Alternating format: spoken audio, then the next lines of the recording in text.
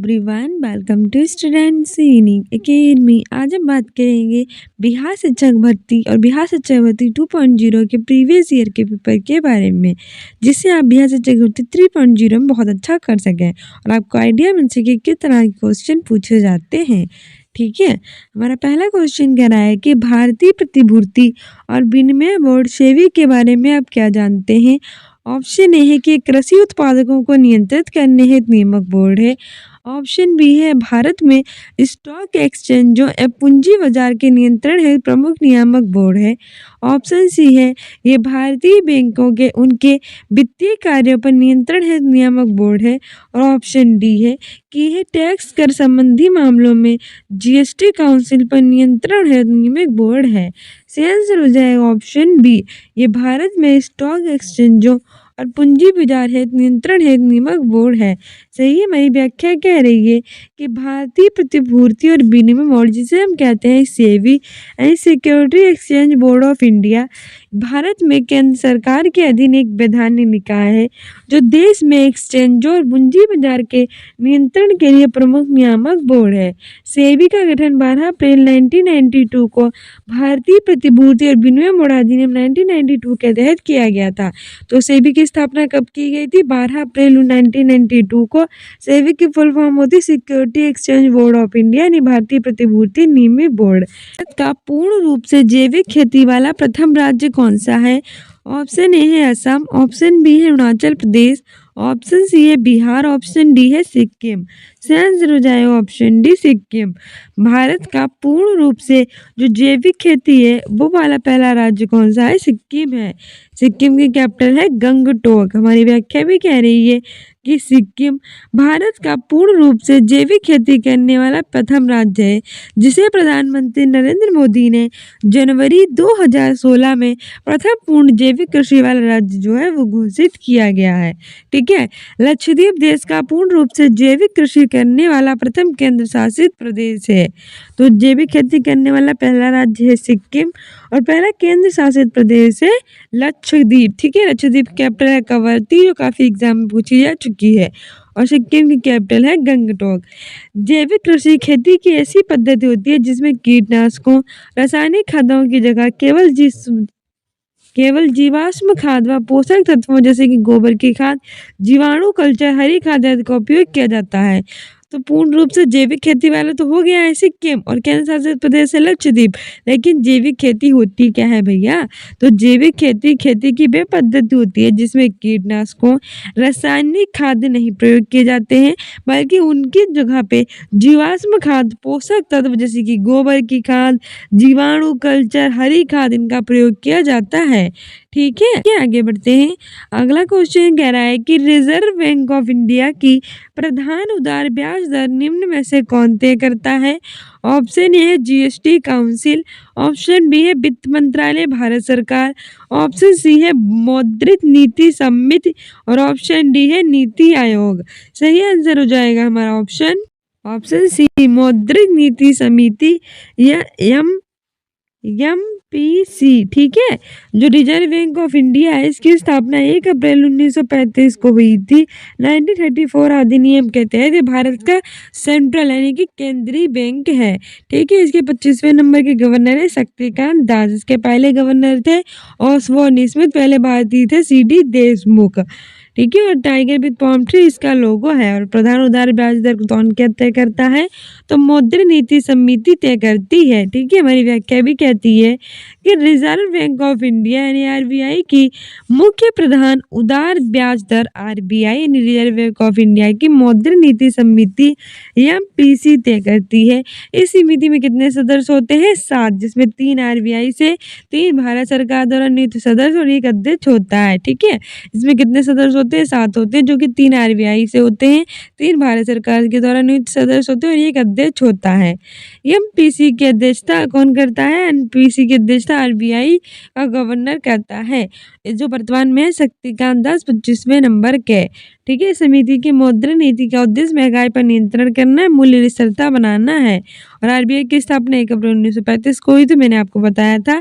और इसका राष्ट्रीयकरण पहली बार किया गया था 1 जनवरी 1949 को।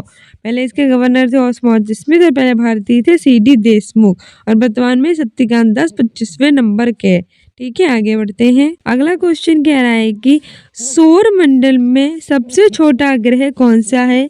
ऑप्शन ए है बृहस्पति, ऑप्शन बी है बुध, ऑप्शन सी है शुक्र, ऑप्शन डी है मंगल। सही आंसर हो जाएगा ऑप्शन बी बुध। ठीक है, हमारे सौर मंडल में कुल कितने ग्रह हैं? 8 ग्रह हैं। कौन कौन से?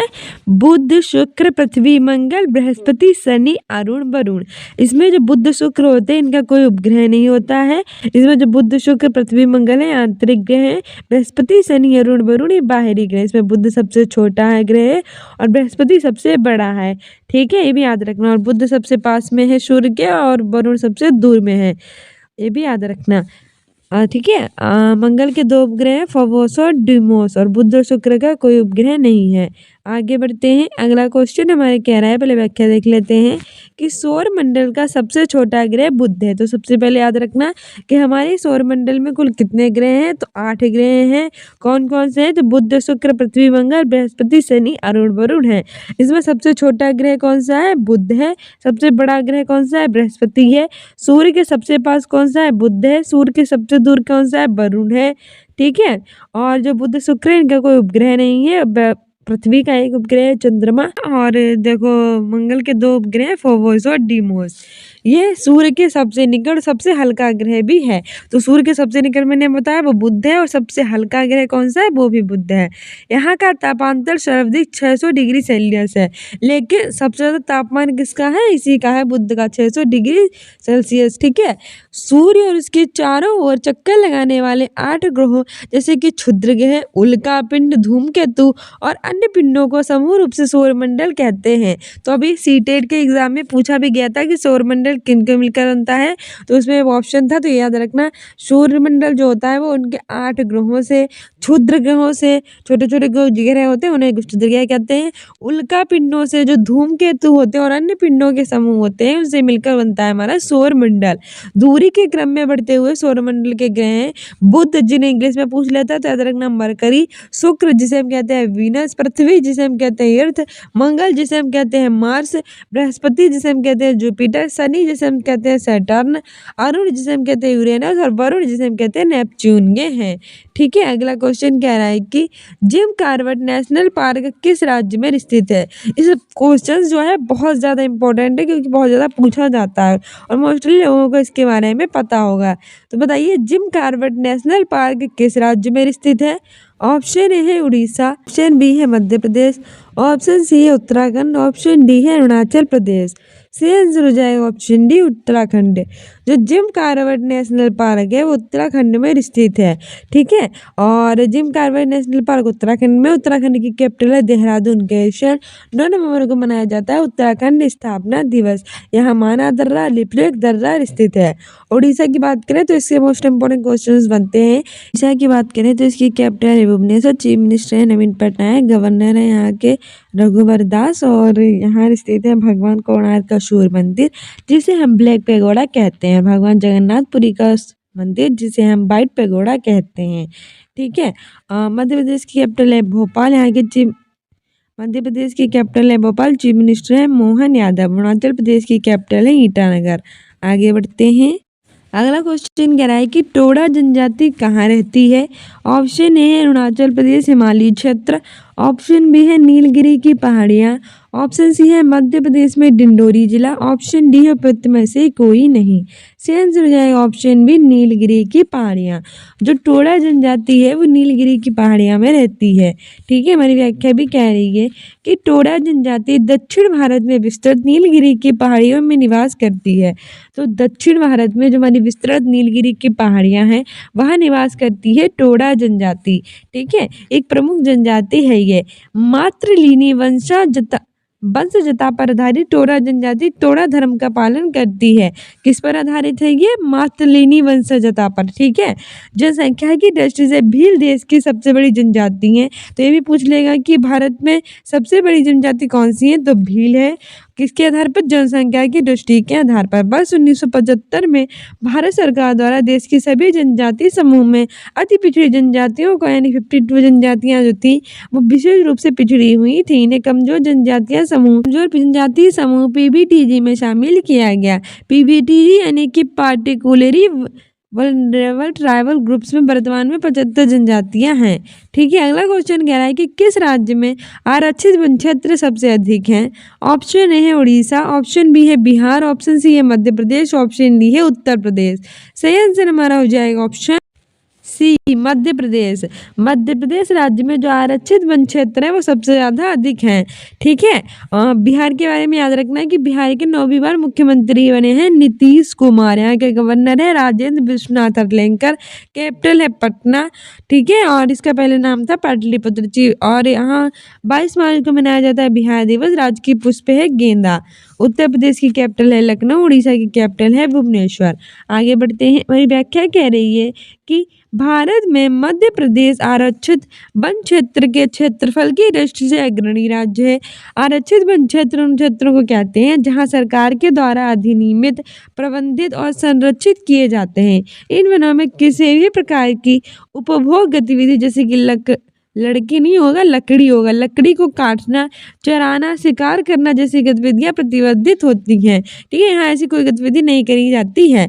आरक्षित वनों को भारतीय वन अधिनियम 1927 के तहत अनुसूचित किया गया था। अगला क्वेश्चन कह रहा है कि जल भराव की आवश्यकता किस फसल के लिए होती है? ऑप्शन ए है गेहूं, ऑप्शन बी है धान यानी कि चावल, ऑप्शन सी है कॉफी, ऑप्शन डी है चाय। सही आंसर हो जाएगा ऑप्शन बी धान यानी कि चावल। जल भराव की जो आवश्यकता है वो धान यानी कि चावल फसल के लिए होती है। ठीक है, हमारी व्याख्या भी कह रही है कि धान चावल की फसल के उत्पादन के लिए खेतों में लंबे समय तक रोपाई से लेकर पकने के पहले तक जल भराव यानी ज़्यादा जल की आवश्यकता होती है। धान की फसल के लिए समशीतोष्ण जलवायु, कैसी जलवायु की? समशीतोष्ण जलवायु की आवश्यकता होती है। 25 डिग्री सेंटीग्रेड का औसत तापमान व 100 से 200 मीटर वार्षिक वर्षा धान चावल की कृषि के लिए उत्तम है। इसके लिए जलोढ़ दोमट मिट्टी उपयुक्त मानी जाती है। तो चावल की फसल के लिए खेतों में कैसे चाहिए? जल भराव चाहिए, और इसके लिए समशीतोष्ण जलवायु, 25 डिग्री सेंटीग्रेड की औसत तापमान, 100 से 200 सेंटीमीटर वार्षिक वर्षा धान चावल की कृषि के लिए उत्तम होता है। इसके लिए जलोढ़ दोमट मिट्टी चाहिए होती है। और चावल खरीफ की फसल है, ये भी याद रखना। गेहूँ रबी की फसल है। अगला क्वेश्चन कह रहा है कि बोकारो और भिलाई लौह इस्पात परियोजनाएं किसके सहयोग से स्थापित हुई? ऑप्शन ए है इटली, ऑप्शन बी है जापान, ऑप्शन सी है United state of America, option D है सोवियत संघ। ठीक है, तो सही आंसर हो जाएगा ऑप्शन डी सोवियत संघ।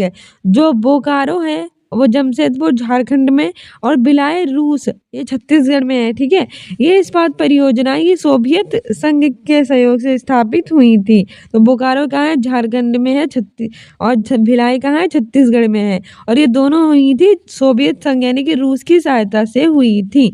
मेरी व्याख्या भी कह रही है, मैंने आपको याद कराया था लाए रस छत्तीसगढ़ से, ऐसी कुछ। तो लाए रस, रस मतलब रूस, छत्तीसगढ़ मतलब छत्तीसगढ़। मेरी व्याख्या कह रही है कि स्वतंत्रता पश्चात देश के प्रमुख लौह और इस्पात परियोजनाओं में से बोकारो स्टील प्लांट तथा भिलाई इस्पात संयंत्र की स्थापना तत्कालीन सोवियत संघ, जो इसे हम वर्तमान में कहते हैं, रूस के सहयोग से की गई थी। भिलाई संयंत्र की स्थापना 1955 यानी 1955 में मध्य प्रदेश के दुर्ग, वर्तमान में छत्तीसगढ़ में। पहले मध्य प्रदेश और छत्तीसगढ़ एक में था, इसलिए मध्य प्रदेश कहते थे, लेकिन अब वर्तमान में से छत्तीसगढ़ कहेंगे। ठीक है, जबकि बोकारो स्टील प्लांट की स्थापना तत्कालीन बिहार झारखंड राज्य के बोकारो में 1964 में की गई थी। बिहार और झारखंड पहले एक ही में था ना, अब दोनों अलग अलग हो गए, जो वर्तमान में आप इसे झारखंड कहेंगे। उसके में वर्ष 1964 1964 में की गई थी। अगला क्वेश्चन कह रहा है कि उष्णकटिबंधीय वर्षा वन भारत में कहाँ पाए जाते हैं?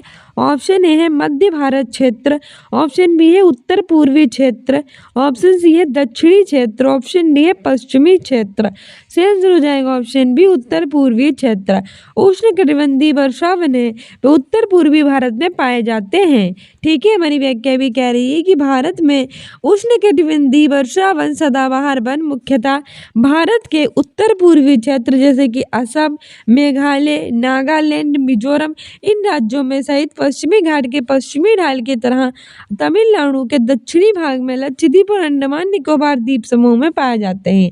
ये वन 200 सेंटीमीटर से अधिक वर्षा वाले क्षेत्रों में होते हैं और इनमें प्रमुख वृक्ष होते हैं महोगनी, आवनूस, जारुल, बांस, सिनकोना, रबर आदि। ठीक है, तो भारत में उष्णकटिबंधीय वर्षा वन यानी सदाबहार वन कहाँ पाए जाते हैं? उत्तर पूर्वी क्षेत्र में, किसमें? जैसे कि असम, मेघालय, नागालैंड, मिजोरम इन राज्यों में। ठीक है, उत्तर पूर्व भारत के राज्य कहलाते हैं। टोटल 7 राज्य इसमें होते हैं उत्तर पूर्व भारत में, जिसमें असम, मेघालय, नागालैंड, मिजोरम आदि राज्यों में ये पाए जाते हैं।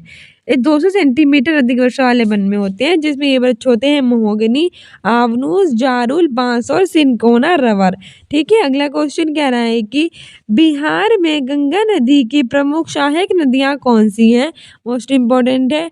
ऑप्शन ए है गंडक या बासमती, ऑप्शन बी है कोसी, काली या सोन, ऑप्शन सी है यमुना, घाघरा और रामगंगा, ऑप्शन डी है गोमती, बुरही वही ए महानदा। तो निम्न कोड में से सही विकल्प चुनना है। पहला कह रहा है कि केवल चौथा, दूसरा कह रहा है कि पहला दूसरा, तीसरा कह रहा है कि केवल तीसरा और चौथा कह रहा है कि तीसरा चौथा।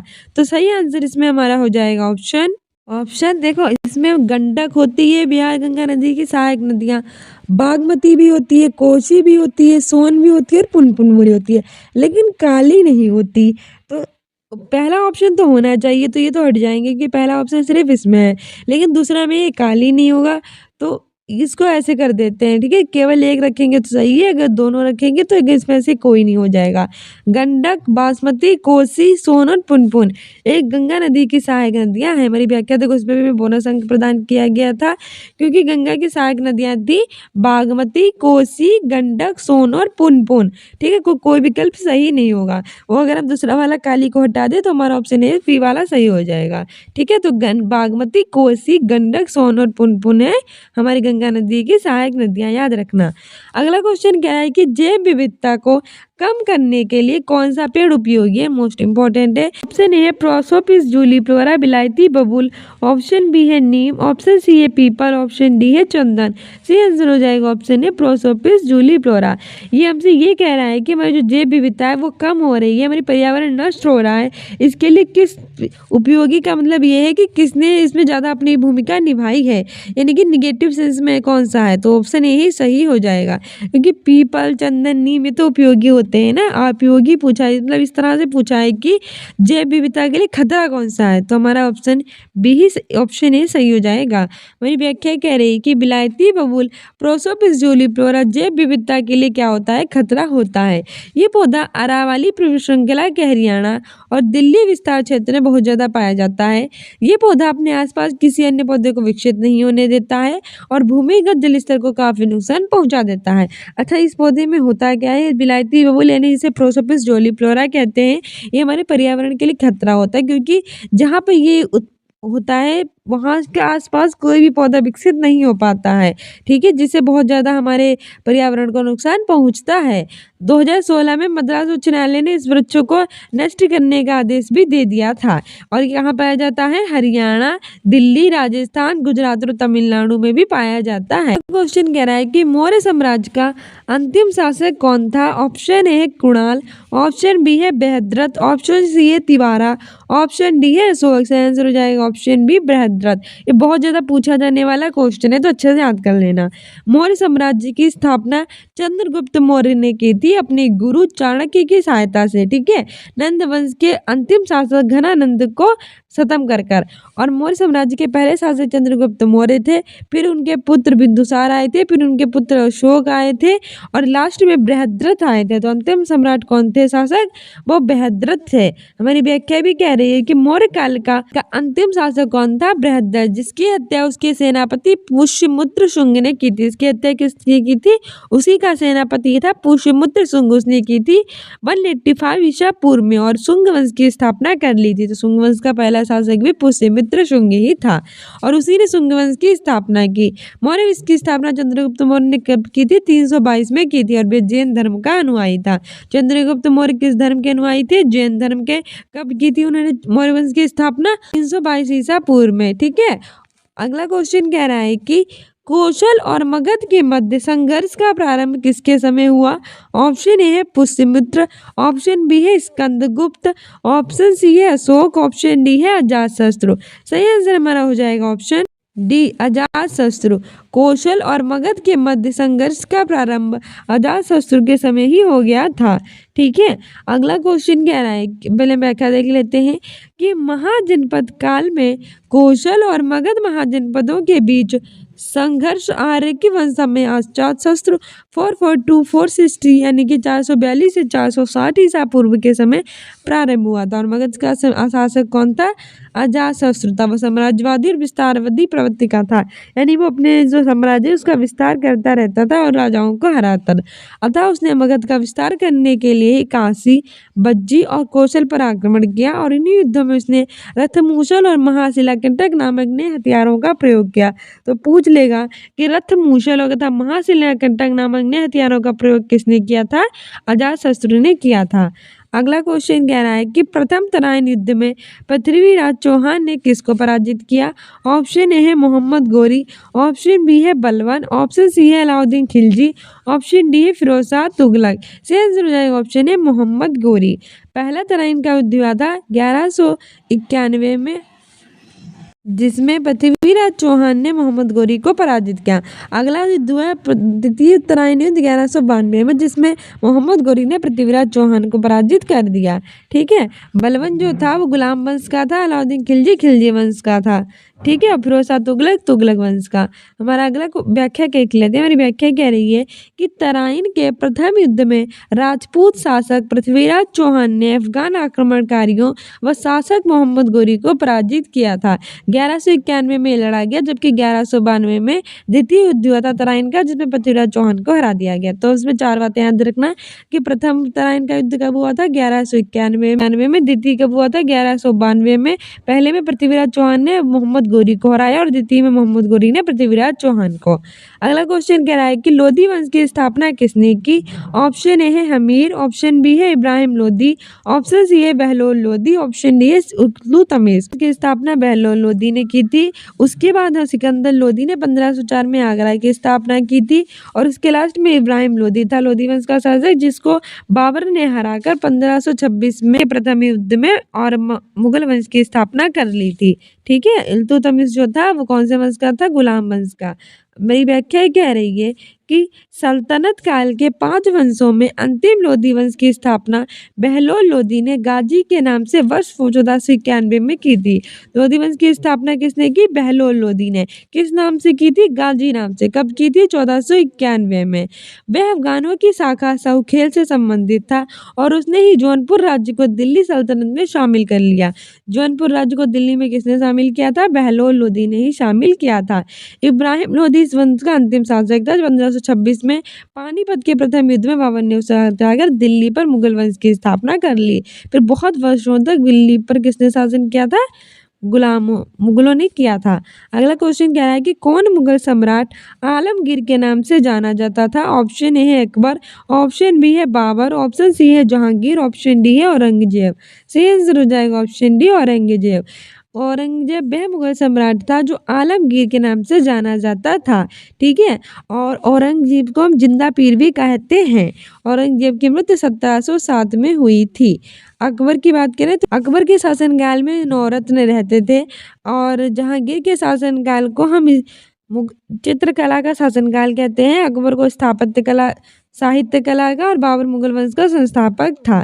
ठीक है, हमारा अगला क्वेश्चन कह रहा है कि किस युद्ध में ब्रिटिश ने फ्रांस का भारत में अंतिम रूप से पराजित किया?